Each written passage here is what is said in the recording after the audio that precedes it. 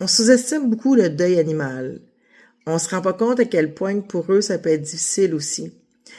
Pour eux, le deuil, ben, ça peut être soit le décès d'un autre animal qui est exemple dans la même famille, ou dans la même écurie que lui, ou un animal avec qui jouait, puis que là, il le voit plus.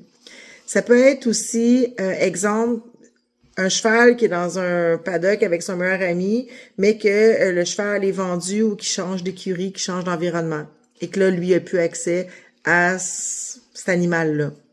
Ça peut être aussi lors du sevrage.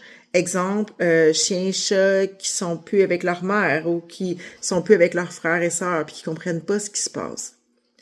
Le deuil, ça peut être aussi le deuil de la personne. Quand on leur trouve une nouvelle famille, quand on les vend, quand on les abandonne, ou quand la personne décède aussi. Donc, quoi faire pour les aider?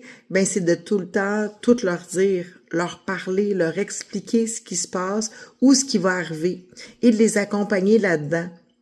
Si c'est le décès d'un autre animal de qui ils sont proches, ben soit qu'ils soient là lors, exemple de l'euthanasie ou de montrer le corps après, ben c'est sûr que ça peut vraiment aider.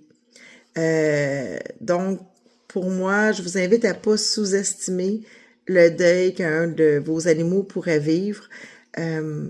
Pour moi, le truc, c'est vraiment de leur parler, de leur expliquer, puis d'être là pour eux, puis de comprendre aussi que eux aussi, ça se peut que ça soit pas facile.